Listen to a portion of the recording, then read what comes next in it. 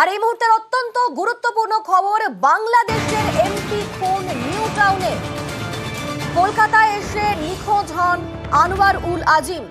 13 তারিখ নিউ টাউনের একটি বাড়িতে যান, আর সেই বাড়িতেই খুন করা হয় এমপিকে। খুলনার ঝিনাইদহ 4 আসনের এমপি আনোয়ার উল আজিম। বাংলাদেশের এমপি খুন নিউ টাউনে, কলকাতায় এসে নিখোঁজ হন আনোয়ার উল আজিম। 13 তারিখ নিউ টাউনের একটি বাড়িতে যান, আর সেই বাড়িতেই খুন করা হয় এমপিকে। খুলনার ঝিনাইদহ 4 আসনের এমপি আনোয়ার উল আজিম। আমাদের সঙ্গে সরাসরি রয়েছেন প্রতিনিধি অনুপ, ঠিক কি ঘটনা ঘটেছে?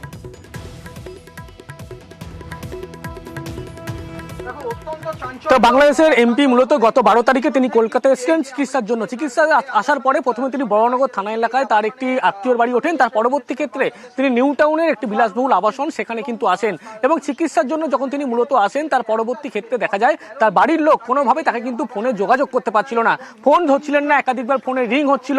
এর পরবর্তী ক্ষেত্রে কিন্তু তার আত্মীয় পরিজন তারা প্রথমে একটি সেখানে বাংলাদেশের লোকাল একটি থানায় তারা কিন্তু গোটা বিষয়টি জানায়। তার পরবর্তী ক্ষেত্রে যিনি সাংসদ তার মেয়ে লিখিত মর্মে বাংলাদেশের মেট্রোপলিটন গোয়েন্দা বিভাগে অভিযোগ জানান। তারপরেই কিন্তু গোটা বিষয় সামনে আসে এবং খুনের এই যে তথ্য সেই তথ্য সামনে আসে। এরপরেই কিন্তু একেবারে গোটা বিষয়টি পুলিশকে জানানো হয় ভারতে, এবং পুলিশ তদন্তে নামে। এবং যেটা প্রাথমিকভাবে মনে করা হচ্ছে নিউ টাউনেই মূলত এই যে বিলাসবহুল আবাসন, এখানেই কিন্তু এই সাংসদকে খুন করা হয়েছে। 3 জন যুবক। নিউ টাউনে খুন কোথায়, ঠিক কোন জায়গায়?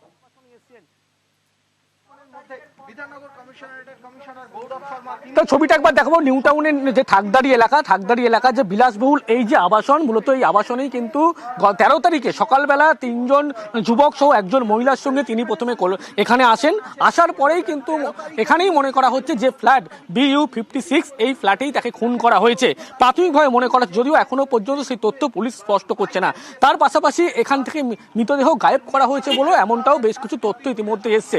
ইতিমধ্যেই পুলিশের পক্ষ থেকে যাবতীয় বিষয় খতিয়ে দেখা হচ্ছে, এবং এই যে বিলাসবহুল আবাসনের এই যে মেন গেট, এই গেট থেকেই কিন্তু একেবারে সেদিনকে তিনি ঢুকেছিলেন, এবং সেই সিসিটিভি ফুটেজও কিন্তু ইতিমধ্যে পুলিশ সংগ্রহ করেছে।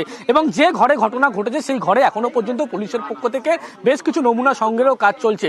এই বিলাসবহুল আবাসনেই 13 তারিখে যখন সকালবেলা আসেন তার পরবর্তী ক্ষেত্রে থেকে কিন্তু তাকে একেবারে কোনোভাবে যোগাযোগ করা যাচ্ছিল না। তারপরেই পরিবার মিসিং ডায়েরি করে, পুলিশ তদন্তে নামে বাংলাদেশ মেট্রোপলিটন থানা, এবং ভারতে তিনি যে গিয়েছেন এই বিষয়টি সামনে আসে। এরপরেই পুলিশের পক্ষ থেকে যোগাযোগ করা হয় ব্যারাকপুর পুলিশের উচ্চপদস্থ আধিকারিক, পাশাপাশি বিধাননগর পুলিশের উচ্চপদস্থ আধিকারিক ও STF আধিকারিক, তারা কিন্তু এই ফ্ল্যাটে আসেন এবং এখানে কিন্তু ইতিমধ্যেই বেশ কিছু নমুনা তারা সংগ্রহ করছেন বলে এমনটাই খবর। বেশ অনুপ, তুমি আমাদের সঙ্গে থাকো, সেখানকার সাধারণ মানুষ তারা কি বলছেন একবার শুনবো। দুদিন ধরে তো আসা যাওয়া করছে, দেখি পুলিশ গাড়ি আসছে, দেখছি সকালবেলা আপনারাও দেখেছেন পুলিশ গাড়ি সকালবেলা ঢুকলো ভেতরে। এখন কি আছে না আছে সেটা ওনারাই জানে। কি শুনেছেন? কি এই তো শুনছিলাম তো এখানে কিছু আছে, মনে হয় কিছু মারা খারাপ গেছে, কিছু আছে। পুলিশ আসা যাওয়া করছে, নিশ্চয়ই মানুষ দেখছে এর ভেতরে কি আছে। এখন নিউ টাউন থানা, এই সকালবেলা এখন নিউ টাউন থানায় ঢুকলো, আপনারা সব ছিলে দেখলে, এই হচ্ছে ভেতরে সার্চ করলো।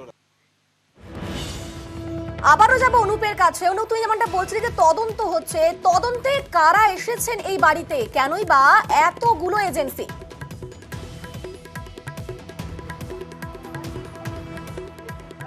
গত 13 তারিখ তিনি যখন সাংসদ প্রথম এই বাড়িতে আসেন, তার সঙ্গে 3 জন সঙ্গী সহ এক যুবক সহ একজন মহিলা ছিলেন। এবং এই যে আবাসন বিলাসবহুল, এই আবাসনের ভিতরে যখন এই গেট দিয়ে তারা প্রবেশ করে, সেই সময় যারা সিকিউরিটি নিরাপত্তার দায়িত্বে ছিলেন তাদের কয়েকজনকে ইতিমধ্যে জিজ্ঞাসাবাদ করা হয়েছে মূলত কারা কারা এসেছিলেন, এবং এই যে ফুটেজ, অর্থাৎ যে বিলাসবহুল আবাসন, সেই আবাসনের ফুটেজ কিন্তু ইতিমধ্যে সংগ্রহ করেছে।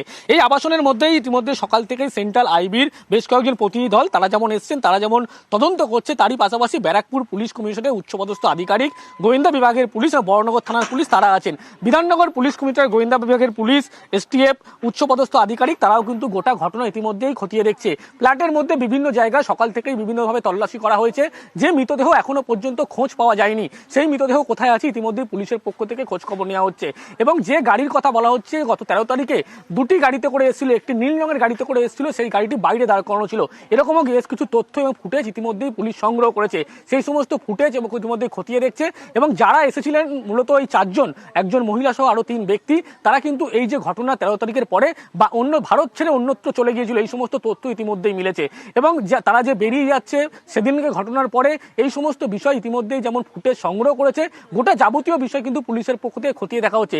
যেহেতু একটি হাই প্রোফাইল ঘটনা অন্য দেশে, সেক্ষেত্রে একেবারে যেমন রাজ্যের বিভিন্ন ক্ষেত্রে দেখা যায় বিভিন্নভাবে বিধাননগর পুলিশের উচ্চপদস্থ আধিকারিক বা ব্যারাকপুরের আধিকারিকের পাশাপাশি টিএফ এর পাশাপাশি সেন্ট্রাল আইবির মতো সংস্থা, তারা কিন্তু ইতিমধ্যে তদন্ত প্রক্রিয়া করছে। গতকাল রাতেও যেমন পুলিশের উচ্চপদস্থ আধিকারিক তারা এসেছিলেন, গতকালের পর আজকেও কিন্তু পুলিশের উচ্চপদস্থ আধিকারিক তারা কিন্তু গোটা যে ঘটনা কি ঘটেছিল, এখানেই মূলত মনে করা হচ্ছে খুন করা হয়েছিল তাকে, সেই সমস্ত নমুনা কিন্তু সংগ্রহের কাজ করছে।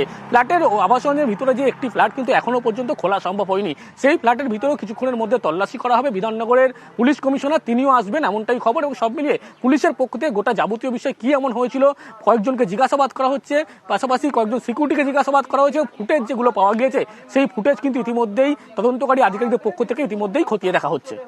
বেশ, ধন্যবাদ অনুপ। অর্থাৎ ইতিমধ্যে তদন্ত কাজ শুরু হয়ে গিয়েছে। বাংলাদেশের এমপি খুন নিউ টাউনে, কলকাতায় এসে নিখোঁজ হন আনোয়ার উল আজিম। 13 তারিখ নিউ টাউনের একটি বাড়িতে যান, আর সেই বাড়িতেই খুন করা হয় এমপিকে, খুলনার ঝিনাইদহ 4 আসনের এমপি আনোয়ার উল আজিম।